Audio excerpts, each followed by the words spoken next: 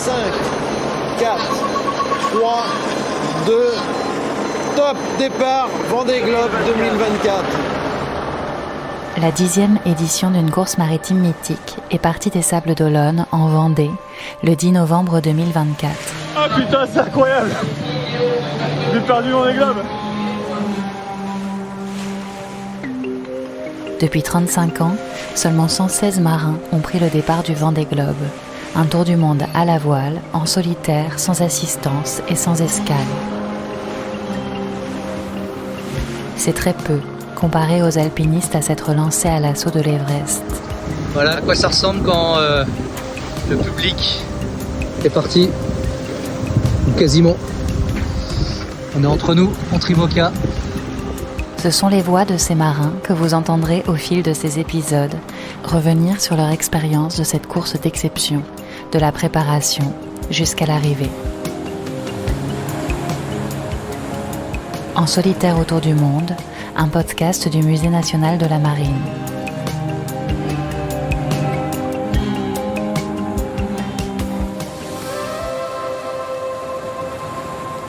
Édition 2024. Mes deux grands-pères étaient marins professionnels en fait, donc il y avait un grand-père qui était commandant submarinier. Samantha Davis. Et l'autre grand-père avait un chantier naval, mais son passion était la course au large, mais bateaux à moteur. À l'arrivée d'Hélène MacArthur, je me souviens, c'était un soir. Tanguy Le Turquet. J'ai ce souvenir indélébile dans ma tête où on est tous les trois sur le canapé à regarder cette Anglaise qui franchit la ligne d'arrivée. Je me dis, mais d'où elle arrive? J'ai l'impression qu'elle arrivait d'une autre planète. Et puis derrière, je me suis pris de passion pour le Vendée Globe comme n'importe quel gamin qui avait suivi ça avec passion. C'est une épreuve quand même avec des règles très simples. Tu pars des Sables d'Olonne, tu reviens aux Sables d'Olonne, t'es tout seul, ok. Jean Le Cam. Mais il y a quand même un côté aventure, parce que l'aventure, c'est quelque chose qu'on ne connaît pas, sinon c'est pas de l'aventure. Ça pourrait mal se passer, je pourrais être décroché du paquet de tête. Yoam Richaume. Souffrir une avarie, peut-être perdre un foil et devoir faire tout le tour du monde avec un seul côté, quoi. Donc ça, il faut s'y préparer mentalement. J'ai fait beaucoup de travail avec ma préparatrice mentale là-dessus. Épisode 1. L'appel du large.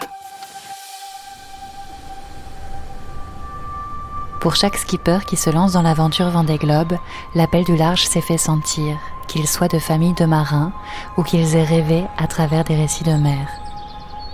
Alors je suis lorientais d'origine. Mes parents, grands-parents étaient dans le milieu de la mer, notamment de la pêche, puisque Lorient était un grand port de pêche à l'époque. Alain Gauthier, Vendée Globe 89 et vainqueur de la 2e édition en 92. Le contact, c'était notamment la criée pour vendre le poisson, puisque ma maman était armateur, elle gérait le bateau de pêche de son père.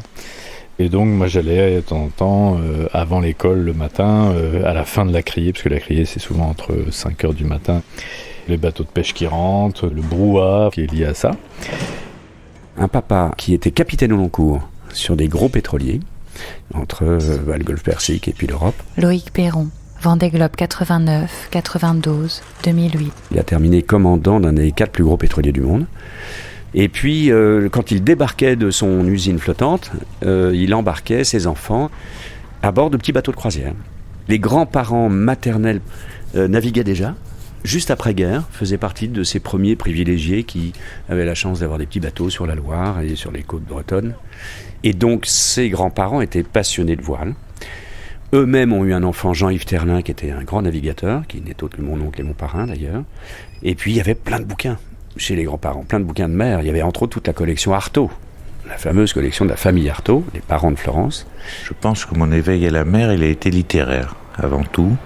Il y avait déjà des récits de navigateurs que j'aimais bien, et ça me transportait dans un monde inconnu, et que je trouvais attirant, comme tout ce qui fait peur, qui est inconnu. Titouan Lamazou, vainqueur de la première édition du Vendée Globe en 89. Et après j'ai eu, et là c'est le premier éveil à la mer tangible, c'est que j'ai pris un sac de gouache et un carnet, et je suis allé dans les ports et j'ai fait du bateau stop.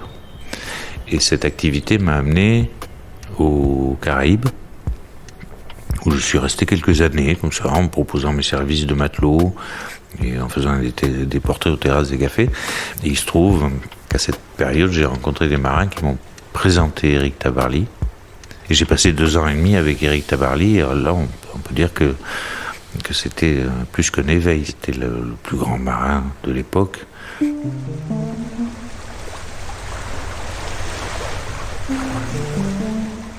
J'ai grandi en banlieue parisienne, à Saint-Cloud-Puy-sur-Aisne. Et mon papa, qui était originaire de Marseille, pratiquait la plongée sous-marine, la chasse sous-marine aussi, mais la plongée aussi. Catherine Chabot, Vendée Globe 96 et 2000. Et nous allions en vacances soit en Méditerranée, soit à Roscoff, au nord de la Bretagne. Très tôt, il nous a mis un masque, des palmes, des tubas, une combinaison de plongée parce qu'il fait froid quand même là-bas. J'ai donc connu la mer en dessous avant de la connaître au-dessus. Mais pour aller sur les lieux de plongée, on avait des amis qui avaient des petits bateaux avec des voiles dessus. Et là, dès qu'on partait à la voile, je trouvais ça formidable. Quand je voyais ces bateaux dans le port de Roscoff, je rêvais en imaginant que quand ils quittaient le port, ils allaient vers un autre port. Il y avait quelque chose de très aventureux, de magique. Ma première transat, j'avais trouvé un bateau qui m'avait embarqué aux Canaries. Un tout petit bateau, on avait mis très longtemps pour arriver jusqu'aux Canaries. Et là, quand on avait embouqué dans le port de Castries à Sainte-Lucie, c'était de nuit. Toutes ces odeurs que je connaissais pas, les parfums tropicaux, même les sons, les bruits, les oiseaux, les choses comme ça. Ça a un côté magique, un côté merveilleux pour moi. Et l'arrivée en bateau dans une terre éloignée.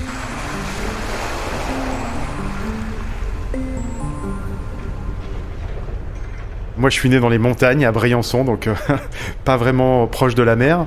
Mon papa était guide de haute montagne, ma maman était infirmière, et donc les premières années de ma vie, j'ai pas vu de l'eau, ou alors sous forme de neige ou de glace prioritairement. Damien Seguin, Vendée Globe 2020 et 2024. Les choses autour de la voile se sont accélérées quand on a déménagé en Guadeloupe. Donc on est en 89, moi j'ai 10 ans. Et je découvre en fait la voile avec l'arrivée de la Route du Rhum en 1990. C'est la victoire de Florence Artaud. Et je vois arriver ces grands bateaux avec ces grands marins, et c'est quelque chose qui m'a fasciné. Avec mon petit frère, on avait découpé les figurines dans le Voiles et Voiliers, on avait collé ça sur des feuilles blanches et on allait à la chasse aux autographes au bout des pontons. Ça m'a permis de rencontrer des gens incroyables comme Maï Birch, Philippe Poupon, Florence Artaud, Loïc Perron. Enfin voilà, ces grands noms de la voile que j'admirais comme ça. Et puis je me disais, c'est incroyable d'avoir traversé l'Atlantique tout seul sur des engins aussi grands, aussi rapides.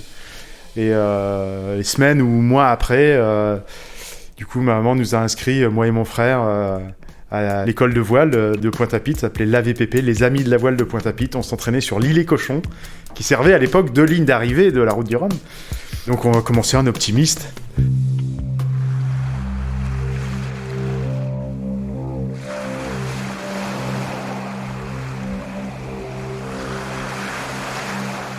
À l'âge de 12 ans, je voulais être basketteur professionnel. Je voulais jouer en NBA. Alexia Barrier, Vendée Globe 2020. Mes parents m'ont dit que c'était pas possible parce que j'étais une fille pas très grande, française, et la NBA c'était réservé aux athlètes masculins américains. Donc ma carrière de basketteuse s'est terminée là. Et j'étais hyper déçue. Et la bonne nouvelle, par contre, c'est que j'ai vu à la télé le départ du 2e Vendée Globe. Je me souviens très bien être assise en tailleur devant la télé et avoir des frissons en regardant le départ du Vendée Globe, de voir ces gueules de marins, l'aventure qu'ils allaient vivre. Et ce jour-là, je me suis dit, je vais être skipper du Vendée Globe. Alors, j'étais skipper professionnel. Je travaillais dans le milieu de la plaisance et dans le cadre d'une régate qui avait lieu entre Lorient et l'île de Groix. Isabelle Joschke, Vendée Globe 2020 et 2024. J'ai rencontré des gens qui préparaient la Mini Transat et c'est la première fois que j'ai rencontré des gens qui allaient partir en solitaire à travers l'Atlantique et en course. Et que c'est devenu un rêve à ce moment-là. Enfin, que je me suis dit, mais en fait, peut-être je pourrais moi aussi faire ça.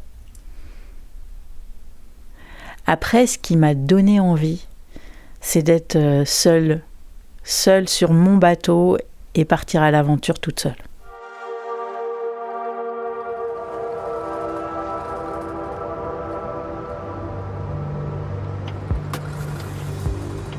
comment est né le Vendée Globe.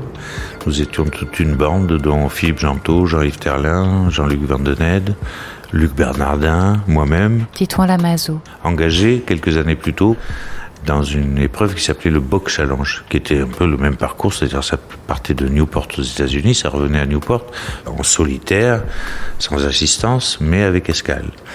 Et on peut rendre à Gentot, puisque c'est Gentot qui a quand même porté cette course, mais on en parlait, puis on sentait bien que ça allait être un défi. Personne ne l'avait fait avant de partir en course autour du monde sans s'arrêter.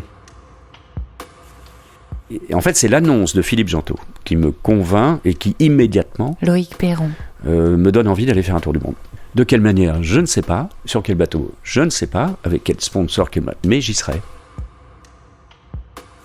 Il s'agit ensuite de trouver un bateau et le financement, la plupart du temps grâce à des sponsors, pour des projets qui coûtent de plus en plus cher. Pour moi, c'était trop loin. Enfin, c'était pas du tout mon niveau. Je naviguais sur la Solitaire du Figaro sur des bateaux de 9 mètres. J'avais jamais passé l'équateur. Enfin voilà, c'était assez lointain. Alain Gauthier. Et mon sponsor de l'époque, qui s'appelait Generali, après une Solitaire du Figaro de 1988, très aboutie, où j'ai gagné 3 étapes sur 4. Et là, mon sponsor me dit, bon Alain, le Figaro, t'as l'air de bien maîtriser. Est-ce qu'il n'y a pas une course qui te fait rêver ? Alors, je lui dis à mon sponsor, c'était une femme, Laura Vergne, je lui dis, écoute, il y a une course qui paraît, est en train de naître, organisée par Philippe Gentot, qui serait le Tour du Monde en solitaire sans escale. Alors ça me paraît un peu gros pour moi, parce qu'à l'époque j'ai 26 ans, en 88, mais peut-être qu'on peut s'y intéresser. Et elle m'a dit, bah écoute, essaye de regarder où ils en sont, combien d'argent il faut, etc. Et voilà comment je me suis mis à fond, alors qu'on était tard, hein, on était à moins d'1 an du départ. Donc c'était chaud. On a décidé de faire construire un bateau qui a été mis à l'eau très tard, parce qu'il n'y avait pas de bateau existant pour faire cette course, hein, contrairement à aujourd'hui où il y a un marché, il y a des vieux bateaux qui sont à vendre. Là, à l'époque, il n'y avait pas de marché, parce qu'il n'y avait pas de... C'était la première édition.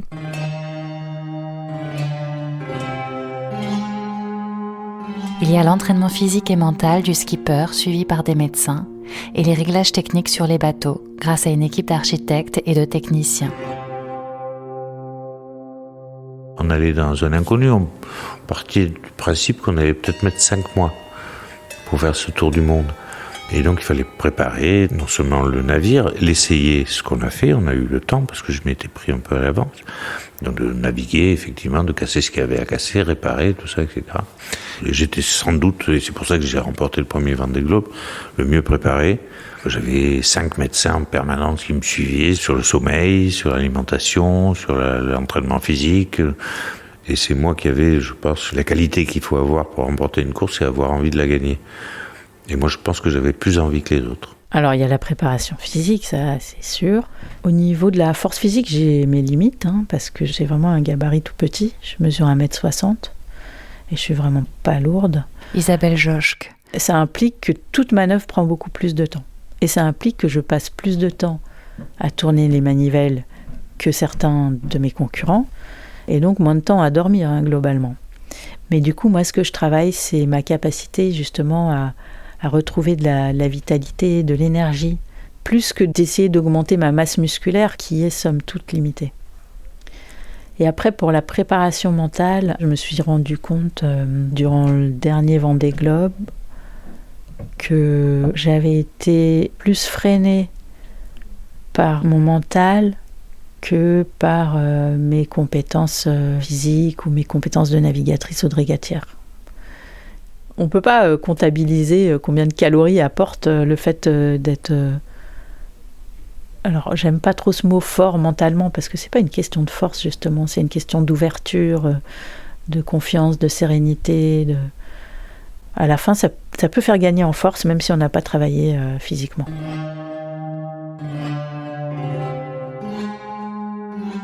Aujourd'hui, les courses qualificatives durant les 3 ans précédant le départ leur permettent de s'entraîner en conditions réelles et pour l'organisation de la course, c'est un gage de sécurité.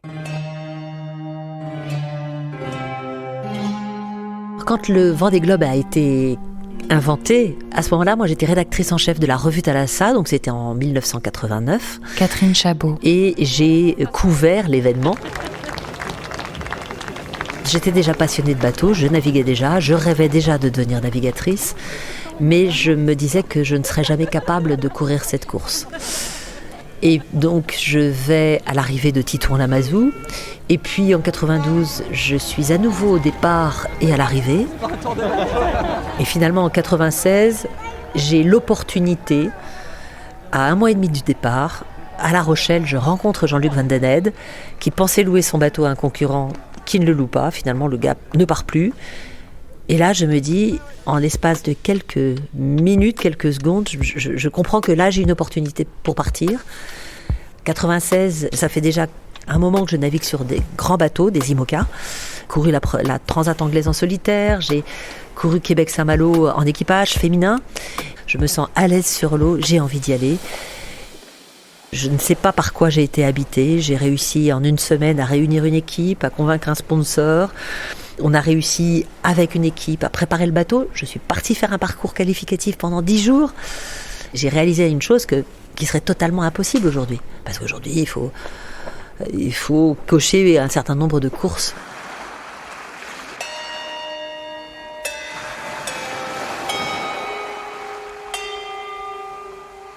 Les IMOCA, ils sont tous un petit peu différents les uns des autres. C'est tous des prototypes. Damien Seguin. Dessinés par un architecte, construits par un chantier. Sur le prochain Vendée Globe, on va être 40. Dans ces 40-là, il y a des bateaux de différentes générations. Je crois que le plus ancien date de 2004 et les plus récents a été mis à l'eau il y a tout juste 1 an, donc 2023 ou fin 2022. Certains, comme le mien, qui sont de génération intermédiaire, mais qui ont été remis au goût du jour avec des nouveaux appendices, des nouveaux foils. En 2016, un sponsor me contacte et me dit « On va te construire un bateau pour te donner des chances de bien figurer au prochain Vendée Globe. » Alexia Barrier. Donc on travaille pendant 8 mois sur ce projet et du jour au lendemain, le sponsor me donne plus de nouvelles.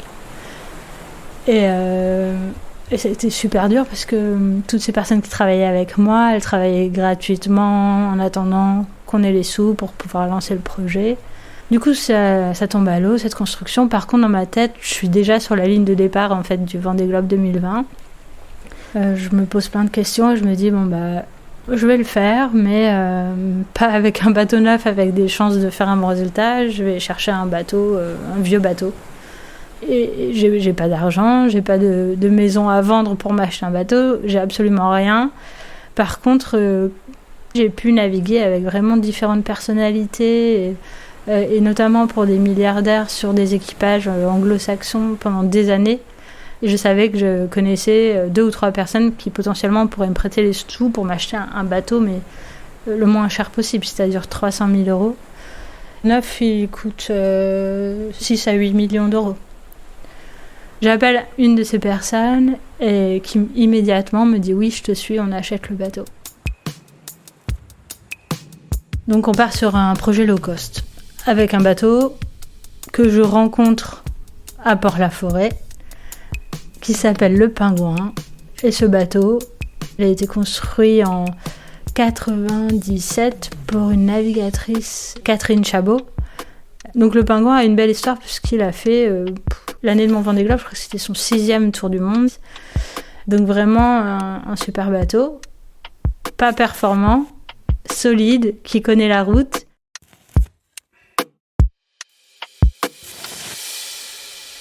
J'y ai apporté ma touche parce que à chaque fois que je navigue en course ou sur des longs trajets, j'équipe mes bateaux de capteurs pour prendre des données pour les scientifiques. Donc j'ai immédiatement installé un thermosalinographe pour prendre des données de température et salinité. Ces données servent notamment à connaître l'évolution des grands courants marins qui sont des thermorégulateurs de la planète et qui interagissent avec les courants atmosphériques. Donc je fais ce travail avec les scientifiques depuis 2010 avec des programmes européens d'observation de l'océan. C'est des données rares et précieuses pour les scientifiques, donc c'était très important que mon bateau du Vendée Globe serve aussi à ça et pas seulement à réaliser mon rêve de petite fille.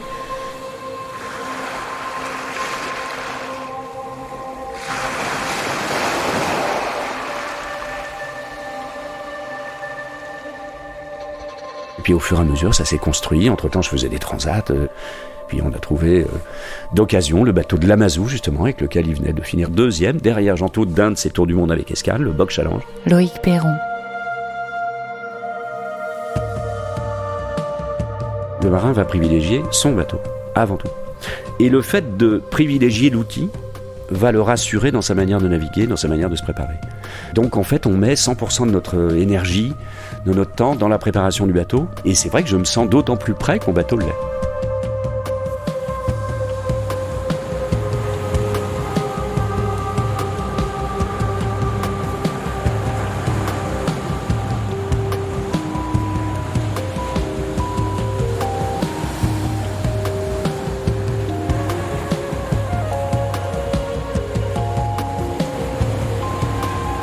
En solitaire autour du monde, un podcast du Musée national de la marine. À suivre, épisode 2, Top départ.